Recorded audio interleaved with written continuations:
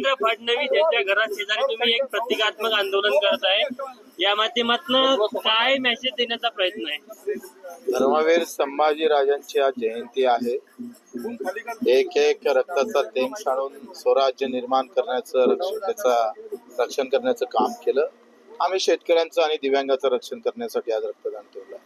अन्नदात्यासाठी आणि दिव्यांगासाठी केलेलं रक्तदान किमान फडणवीस साहेबांनी 7-12 कोरा कोरा म्हणणाऱ्या सीएम साहेबांना रक्तदानातून संदेश देण्याचा आम्ही प्रयत्न करतो आहे. मला अपेक्षा आहे का रक्त सांडवल्यापेक्षा रक्तदान करून आंदोलन जेव्हा आम्ही करतोय त्याची दखल घेतली पाहिजे. त्यांच्याकडून त्या अपेक्षा आहे. ते खरे राम भक्त असेल तर त्यांच्याकडून उद्याचं रक्त सांडवायचं आंदोलन न होता या रक्तदानातून त्यांनी आम्हाला संदेश द्यावा. या सगळ्या मागणीच्या संदर्भात त्यांनी आपली भूमिका स्पष्ट करावी.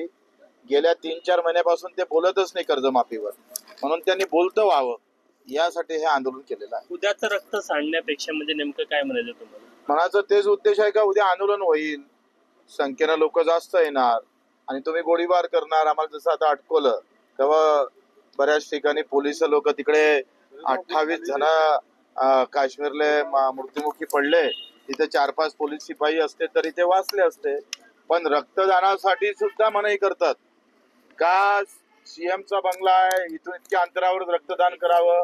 ही मूर्खता जगाच्या पातळीवर पहिले या महाराष्ट्रात पाहायला भेटते. रक्तदानासाठी तुम्ही अडवत आहे, त्याचे काही तुम्ही बंधनं घालून देताय, केवढी मोठी मूर्खता आहे. आणि म्हणून असं होऊ नये, त्यांच्याकडून दखल घ्यावी.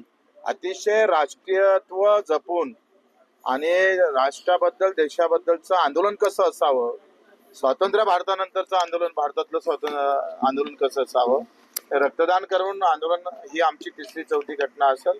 देशाच्या पातळीवर पहिलं संघटन असेल तर ते रक्तदान करून आंदोलन करतं. त्याची दखल घेतली. आंदोलनाचा आता दुसरा टप्पा आहे, मशाल यात्रा झाली, आता हे रक्तदान होत आहे. पुढचा टप्पा काय असणार आहे? रायगडाचं आंदोलन झालं, नंतर मशाल झाली, आता रक्तदान झालं. तिसरा आम्ही अजितदादाच्या घरासमोर 2 जूनला 4 ते 5 हजार लोक एकत्र होऊन तिथं आम्ही बजेटचं सगळं संक्षिप्त उतारा अजितदादाच्या समोर मांडणार आहोत. त्यांनी म्हटलं होतं का आम्ही पेन्शन वेळेवर देऊ, अपंगांचं वेळेवर भेटलं नाही तर वित्त सचिवाचा पगार थांबवू. आता वित्त सचिवाचा पगारही थांबवला नाही आणि आमच्या पगार मानधनही वेळेवर भेटत नाही. दादाची दादागिरी संपली ही सांगायला आम्ही बारामतीत जातोय. नंतर 3 तारखेला पंकजाताई मुंडेच्या गावात, नंतर बाळासाहेब पाटील जे सहकार मंत्री आहे, ते कर्जमाफीच्या विषयावर आम्ही तिथं बोलणार आहोत. तर तुम्ही उद्योगपत्यांना किती माफ केलं, आम्हाला किती माफ करणार आहे.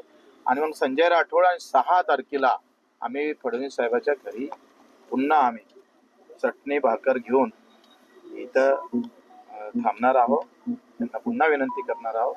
तरी जरी झालं नाही तरी तुकडोजी महाराजांच्या मोजरी या गावी 7 तारखेपासून मी स्वतः या सर्व मागण्यासाठी अन्नत्याग आंदोलन सुरू करणार.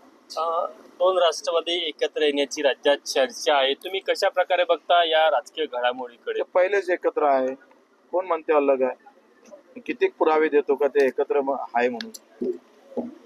तशी चाणक्य नीती आहे तशी हे पवार नीती आहे. पडद्या पाठीमागून एकत्र असं म्हणायचं की तुम्हाला? काय सांगावं लागतंय.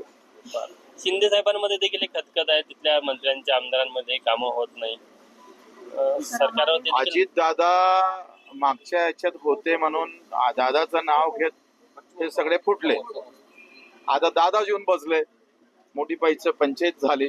राजकारणात ह्या सगळ्या गोष्टी मोठ्या अडचणीच्या, म्हणजे महाराष्ट्रातलं राजकारण बीजेपीनं यावर्षी पुनर्रचना होणार आहे आणि व्यवस्थित गेम करायचा होता. प्रत्येक मोठ्या राज्यात बीजेपी व्यवस्थित स्थान घेऊन आहे, कारण पुनर्रचनेमध्ये राज्य आणि देश हा एकत्रित जर असलं तर पुनर्रचना म्हणावी तशा पद्धतीनं केल्या जाते. हा त्याच्या मागचा व्यवस्थित डाव आहे. मी पुन्हा एक तुम्हाला मुद्दा म्हणून सांगतोय, मुंबईतल्या मराठी माणसाची एकंदरीत मतदानाची संख्या घटवणार आहे, कारण 2 ठिकाणी मराठी माणसाचं मतदान आहे.